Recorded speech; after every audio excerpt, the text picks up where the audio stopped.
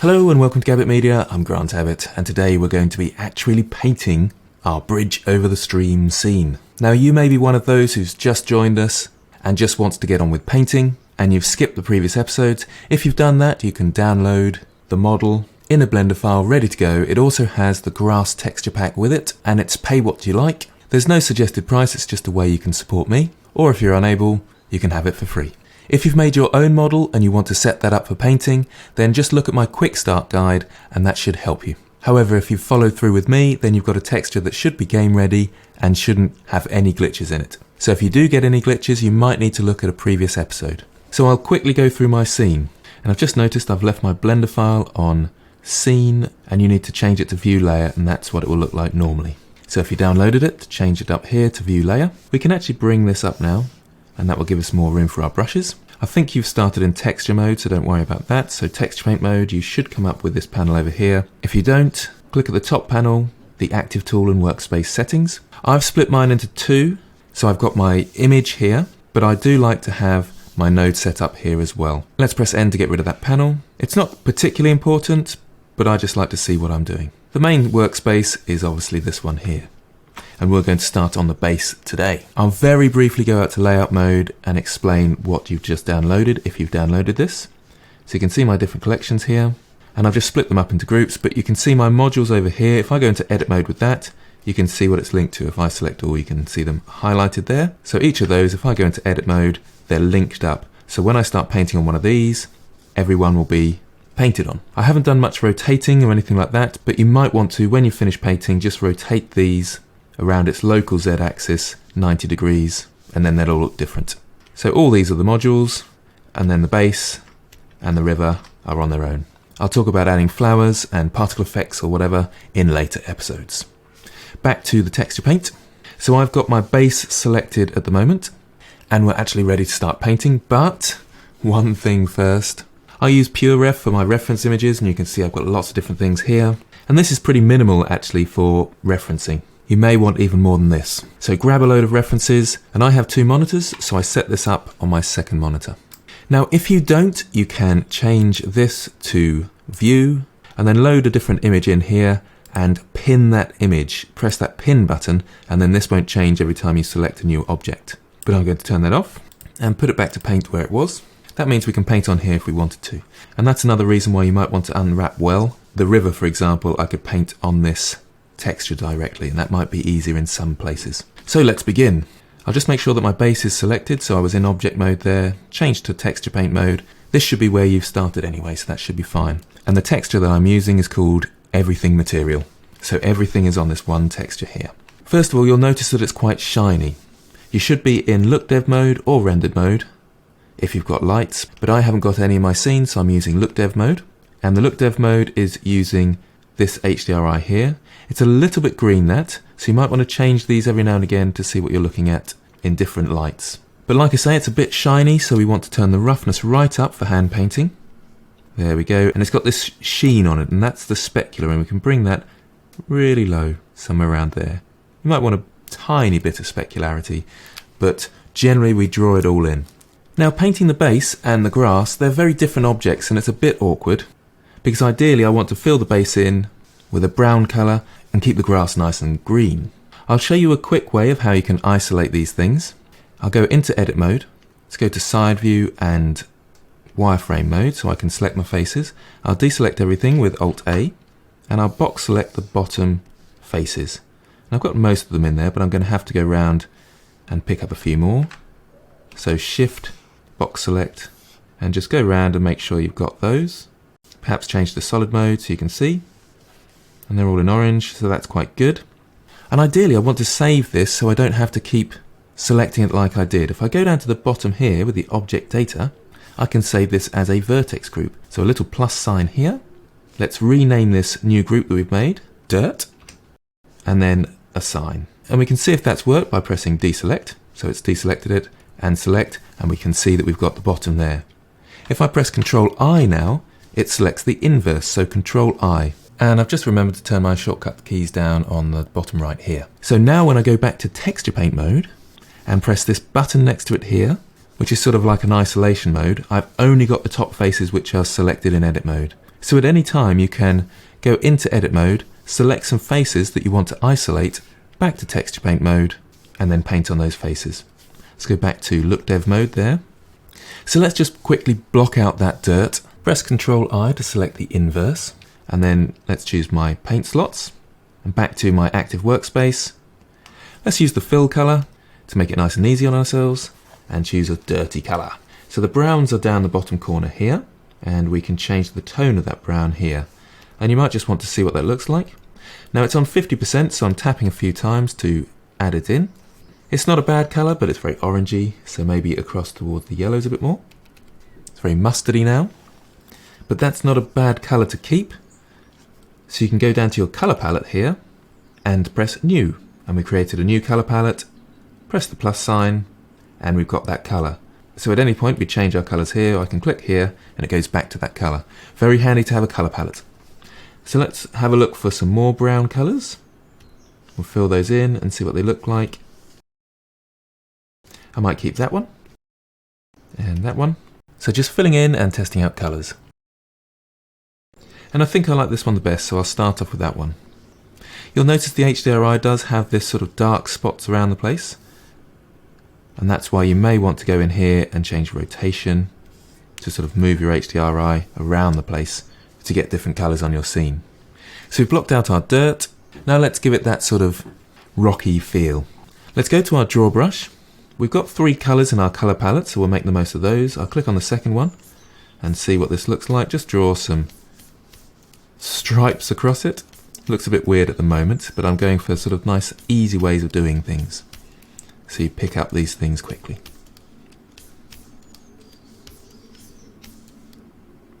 Don't forget your riverbed. Then change your colour and get some different areas. Maybe a little bit of shading where there's dents in your shape. It doesn't always have to be stripy, just get some blobs in there to start us off and give us a mixed colour. And already that looks okay-ish. Vary your colour as well, so we can get a bit more red in there, and I might save that one. So just moving around, tapping the pen over the top, creating some blobs. And maybe even across to the green. Let's add this one in. And just dab a tiny bit of this on. Touch of blue. I know it seems a bit strange, but I'm only dabbing really slightly, so I've got pen pressure on my strength at the moment. I've not got it on my radius though. So when I tap lightly, it will only come out with much lower strength. If I push hard now, you can see it coming out with a lot more. So pen pressure is really handy. Maybe some lighter tones in here as well. The reason I'm doing this is because naturally there's lots of bounce light coming from all directions and all different colours, so I'm kind of simulating that here, but generally we want to keep to this sort of area. And I've upped the tone a lot now, and that's the lightness over here, and I'm moving around this area around the browns to add in some colour. Okay, so we've got a very sort of stripy, blotchy looking base, but it's kind of working. We can go to the smear brush here and sort of smear some of that out. Now if you make your brush really big like this, it will probably lag a bit, so watch out for that. Keep it fairly small and just smear around the place. This is just the base colour we're still working on at the moment. The base colour of our base. I don't know why I found that funny. So going round. It's worth pointing out here I have my tablet set up, so I've got the pen button on middle click. That way I can easily go around my shape using my pen. So I'm just smudging these in. It's a very subtle effect, but it takes away, so you can see that sort of line there. We might not want that really, so we smudge that away. Oh no, I'm starting to sound like Bob Ross again.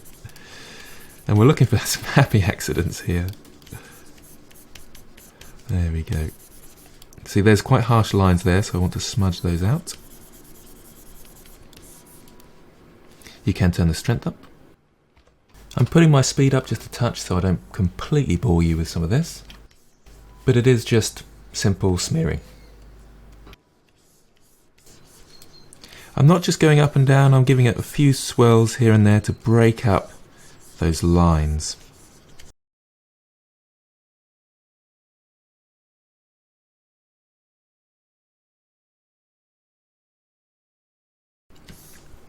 A few sort of diagonal strokes like this to mix it up a bit.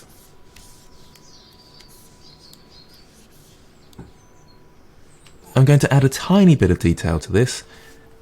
So back to my brush tool, and we can just go to the multiply. Watch out for your strength on this. So I'd turn this to about 0.1. And generally you have a dark-ish colour. Multiply is a brush that will darken your colours. And I like to go across to the reds. So it's sort of a very reddy brown when I'm using the multiply brush. So fairly dark and reddy colour, and I'll be pressing very lightly on my canvas. Bring my brush size down a touch and just see what that looks like. And I'm creating some dents in here.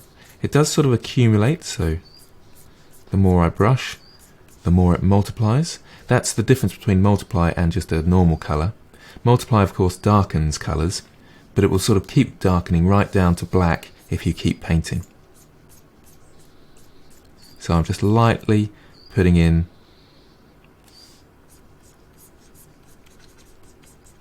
some crevices around the place, giving a tiny bit of shape, and just sort of naturally looking for the darker colours in places, because maybe they're sort of working, and then sticking with those, especially in these areas where there are actually dents in your mesh. You'll want to use those and utilise them. And can you see that's now got a sort of divot there? I've only got 2 of those. Oh no, I've got 3. There's another one there. So just lightly painting, make your brush a bit smaller to get some real detail in the crevice.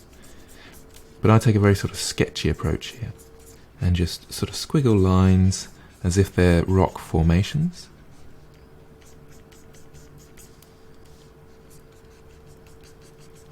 But it's very light, it's very subtle. Can you see those subtle tones being brought out? You can go across as well, like this. So as if your rocks are broken up a bit. You sort of round them out in these areas. So these are sort of like round, rocky areas, supposedly. So don't sort of go across like this and have blocks, as it were. You round them out. So there's a stony bit here, and then there's a stony bit down there, and maybe this one comes across here.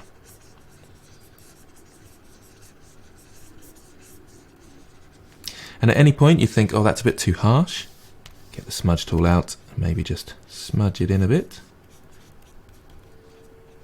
Be careful with the smudge tool though, you do want bits of detail in places, and the smudge tool can really, well, smudge it all up.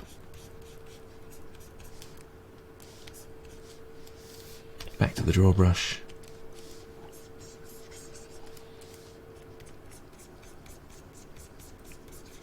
I'm going to rotate my HDRI around a bit. So we've got some brighter side over here.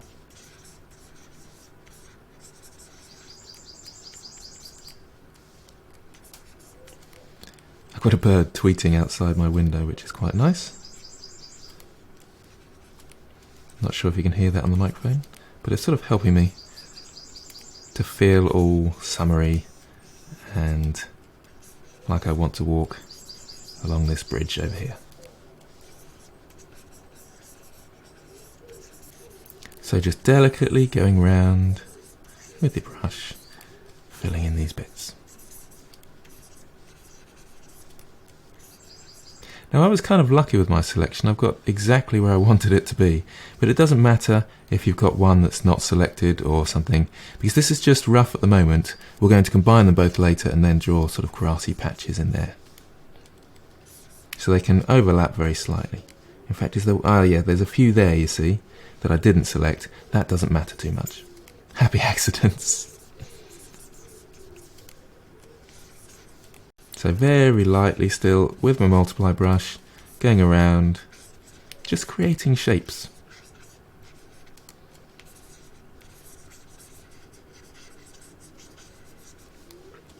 What you tend to do as well is the higher up you are, the lighter you get. So these base bits will be fairly dark. I might make a nice big brush and very lightly go around my base. I might change my tone just a touch now. Maybe come across to the brown a bit more. And just go around the bottom of your base, adding a tiny bit of this sort of darkness here.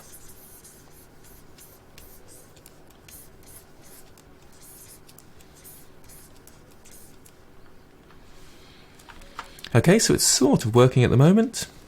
There's lots further to go, and perhaps there's a bit too many straight lines here, but that's a good starting point. Don't go too far with the detail, because remember we're doing the top as well, and then we're combining them together, and then we'll add in a bit more detail over the whole thing. What I have been forgetting a little bit about is the middle bits around my stream, so I ought to fill in a few of those as well.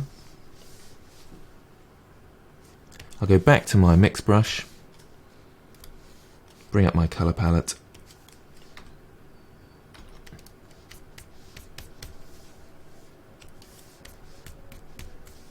and just bring a few colours in there.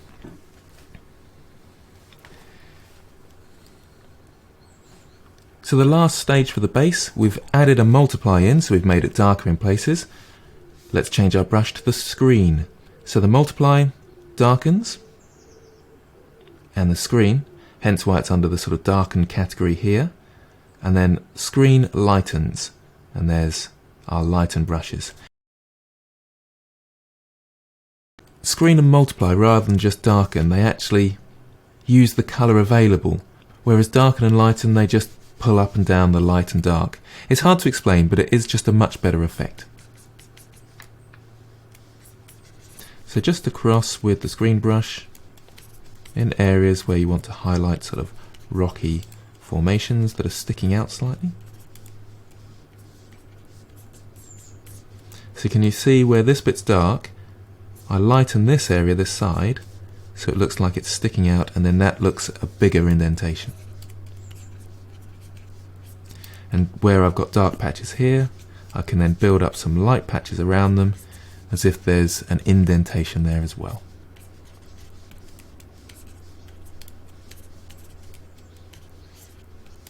I should really hide this collection whilst I'm doing this. You can isolate your object with /. That's probably a much better idea. Why I didn't do that earlier, I'll never know.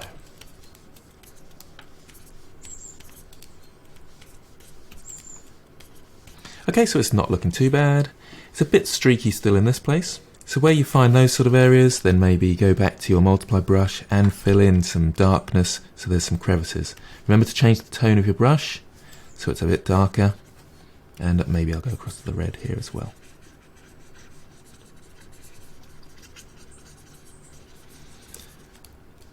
So what I mean by streaky is these sort of dark patches going down here, but I want to add a bit more form, so there's rock formations that are built up here. So I'm just sort of squiggling around my brush, which hopefully you can see on the recording, to create these sort of rocky shapes. I will darken this a lot along here, but I'm waiting until they're joined together to try and get the feeling of that.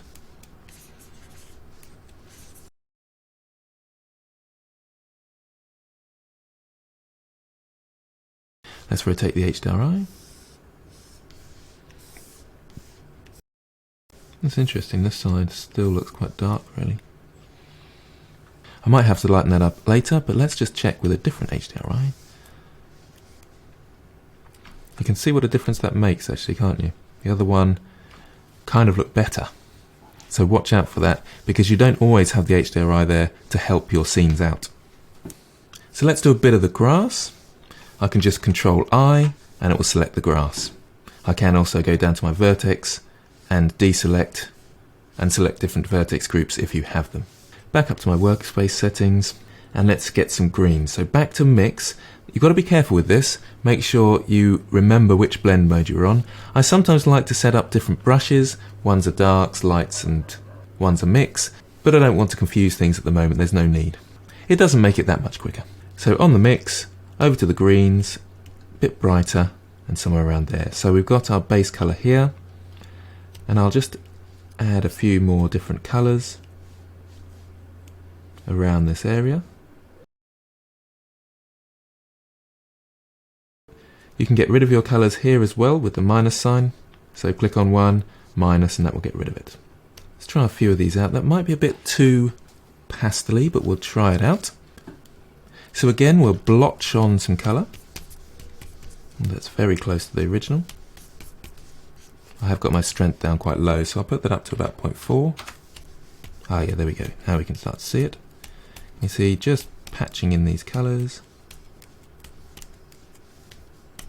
Remember to do it from different angles like this as well, not straight down, because you might miss some patches around the place.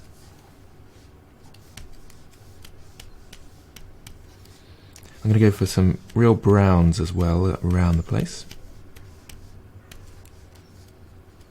I'll add that in as well. Sort of orangey brown. Brush a bit smaller now, so I've got sort of more variation.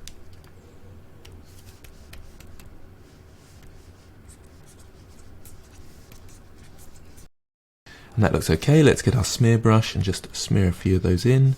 Create some sort of wavy textures rather than just blotches. And again, do this from different angles. Back to the draw brush here. A few darker ones, I think.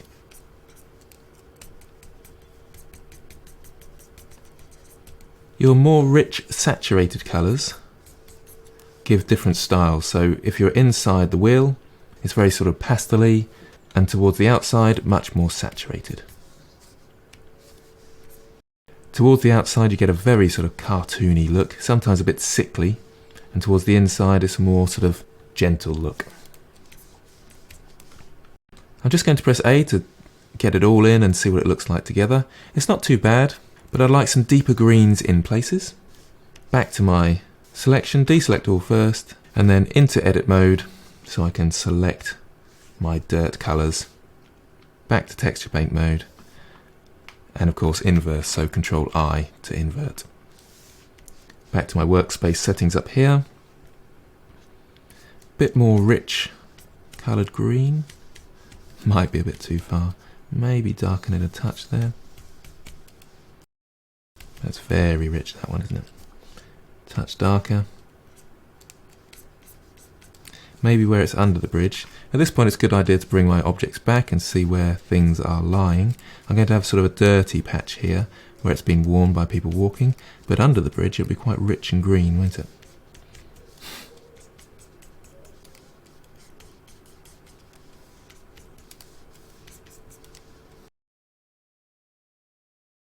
That's not looking too bad. Let's add some dirt in. So we want it to be similar to our other dirt. In fact, I'll just add that colour. I quite like that one. So I'll go for our main base colour of our dirt and just start painting it over this area here.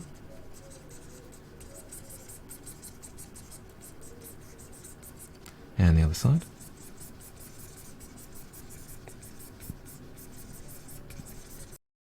Might go a bit lighter with some of this. This will be reflecting the sun a lot if the sun's coming down from on top. That's why you go lighter with the stuff that's higher up, because the sun's hitting it. That's the thinking anyway. Let's go very light. It's still nice and saturated. But just on some areas. Maybe my brush needs to be a bit smaller now. Yeah, we're getting there. Slowly.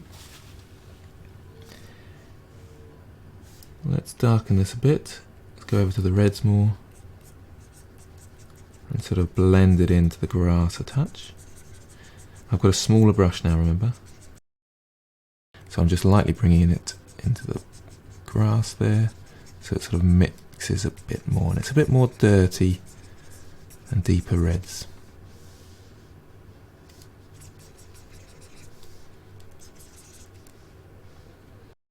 And let's select all, just see what that looks like. So it's a good starting point. I think we've come a fair way through, and that's probably a good point to stop.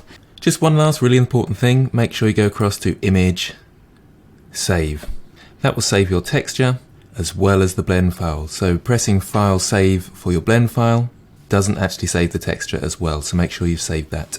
In the next episode, I'll look at sort of customizing our brushes a bit so we can do some grass and rocky textures, and we'll start adding a lot more detail. So until next time, I hope this helps.